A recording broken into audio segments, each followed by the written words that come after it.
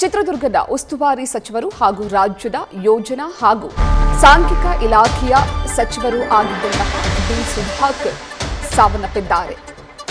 ಇಂದು ಮುಂಜಾನೆ 3:15ರ ಸುಮಾರಿಗೆ ಬೆಂಗಳೂರಿನ ಕಿಮ್ಸ್ ಆಸ್ಪತ್ರೆಯಲ್ಲಿ ಕೊನೆಯುಸಿರೆಳೆದಿದ್ದಾರೆ. ಅವರಿಗೆ ಮೊಣಕಾಲಿನ ಸಮಸ್ಯೆ ಇತ್ತು, ಮೊಣಕಾಲಿನ ನೋವಿನ ಸಮಸ್ಯೆ ಇತ್ತು. ಹಾಗಾಗಿ ಮೊದಲಿಗೆ ಬೆಂಗಳೂರಿನ ಯಶವಂತಪುರದ ಮಣಿಪಾಲ್ ಆಸ್ಪತ್ರೆಗೆ ಅವರನ್ನು ದಾಖಲಿಸಲಾಗಿತ್ತು. ಅದಾದ ನಂತರ ಬೆಂಗಳೂರಿನ ಕಿಮ್ಸ್ ಆಸ್ಪತ್ರೆಯಲ್ಲಿ ಅವರಿಗೆ ಚಿಕಿತ್ಸೆಯನ್ನು ನೀಡಲಾಗಿತ್ತು. 2025ರ ಮುನ್ನವೇ ಅವರಿಗೆ ಮೊಣಕಾಲಿನಲ್ಲಿ ಸಮಸ್ಯೆ ಕಾಣಿಸ್ಕೊಂಡಿತ್ತು, ನೋವು ಕಾಣಿಸ್ಕೊಂಡಿತ್ತು, ನಡೆದಾಡೋದಕ್ಕೂ ಸ್ವಲ್ಪ ಕಷ್ಟವಾಗ್ತಾ ಇತ್ತು.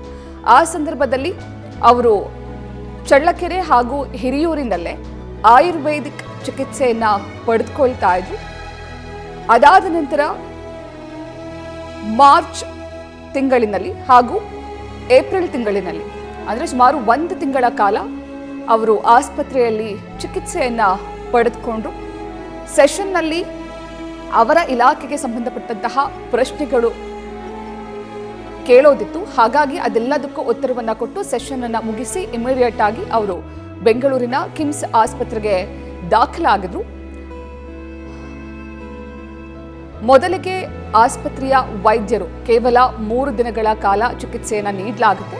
ಅದಾದ ನಂತರ ನೀವು ಎಂದಿನಂತೆ ಆರಾಮಾಗಿ ನಡೆದಾಡ್ಬೋದು ಅಂತ ಹೇಳಿದ್ರಂತೆ. ಆದರೆ ಮೊಣಕಾಲಿನ ಶಸ್ತ್ರಚಿಕಿತ್ಸೆ ಆದ ನಂತರ ಅವರಿಗೆ ಶ್ವಾಸಕೋಶದಲ್ಲಿ ಸೋಂಕು ಕಾಣಿಸ್ಕೊಂಡಿದೆ. ಹಾಗಾಗಿ ಅವರನ್ನ ಕಿಮ್ಸ್ ಆಸ್ಪತ್ರೆಯಲ್ಲೇ ಇರಿಸಿ ಚಿಕಿತ್ಸೆಯನ್ನ ನೀಡಲಾಗ್ತಾ ಇತ್ತು.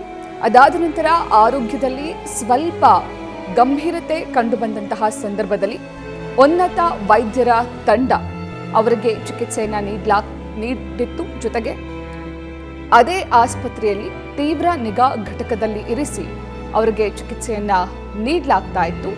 ಆದರೆ ಚಿಕಿತ್ಸೆ ಫಲಕಾರಿಯಾಗದೆ ಇಂದು ಮುಂಜಾನೆ ಸಚಿವ ಡಿ ಸುಧಾಕರ್ ಸಾವನ್ನಪ್ಪಿದ್ದಾರೆ.